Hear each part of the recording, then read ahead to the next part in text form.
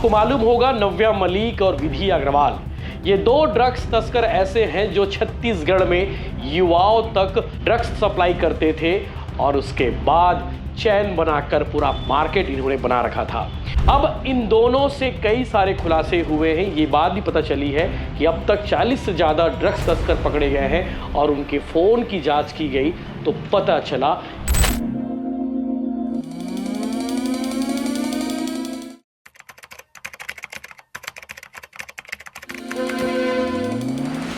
नमस्कार, जय जोहार, जय छत्तीसगढ़। मैं यशवंत साहू और आप देखना शुरू कर चुके हैं भिलाई टाइम्स। और रायपुर पुलिस की कार्रवाई की चर्चा पूरे प्रदेश में है। विधानसभा में भी इसकी चर्चा हुई और छत्तीसगढ़ के डिप्टी सीएम गृह मंत्री विजय शर्मा ने बताया कि पहले क्या कार्रवाई होती थी और अब क्या कार्रवाई हो रही है।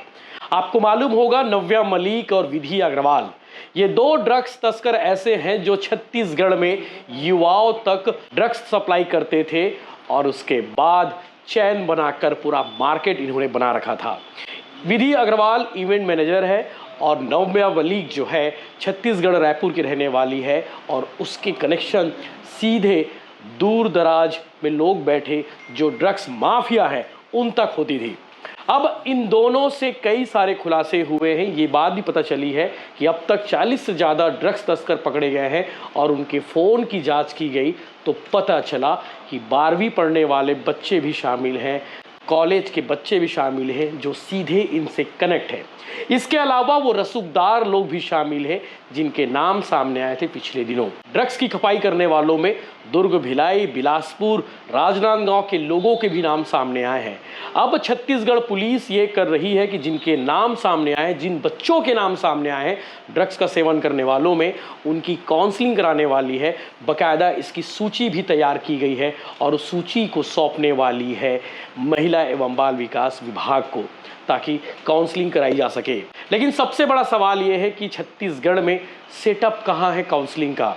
ना ही जिला स्तर पर कोई नज़र आता है नशा मुक्ति केंद्र, ना ही ब्लॉक स्तर पर। इक्का दुक्का कुछ इलाकों में नशा मुक्ति केंद्र होंगे लेकिन सरकार के पास सिस्टम ही नहीं है। अगर सरकार को काउंसलिंग करनी है, लेकिन उससे पहले सरकार को चाहिए कि सबसे पहले नशा मुक्ति केंद्र बनाए, वो चाहे जिला स्तर पर हो चाहे ब्लॉक स्तर पर हो, और हो सके तो हर वार्ड स्तर पर नशा मुक्ति केंद्र बनाए जाने चाहिए जहां डॉक्टरों की भी नियुक्ति हो और उसके बाद काउंसलिंग कराई जाए। आपको मालूम होगा कि 40 से ज़्यादा लोगों के नाम सामने आए थे और इस ड्रग्स तस्करों के पास से कई सारे खुलासे हुए थे और अभी भी जांच चल रही है। नव्या मलिक के लेकर जब चालान पेश किया था पुलिस ने तो बताया था कि नव्या मलिक को उसके बॉयफ्रेंड ने ही उसे गच्चा दिया था, यानी कि उसे फंसाया था, क्योंकि वो भी इस रैकेट में शामिल था और नव्या मलिक जो है उसे बार बार प्रेशर देती थी ड्रग्स को लेके। तो अभी कई सारे खुलासे होने बाकी है। आज दैनिक भास्कर के पत्रकार प्रमोद साहू की इन्वेस्टिगेटिव रिपोर्ट में बात सामने आई है कि 40 से ज़्यादा लोगों के फ़ोन कॉल जांच की गए। उसमें पता चला कि नव्या मलिक और उससे जुड़े जो लोग हैं, चाहे वो विधि अग्रवाल हो, अन्य लोगों के सुराग मिले हैं और छापामारी कर उन्हें गिरफ्तार किया गया था।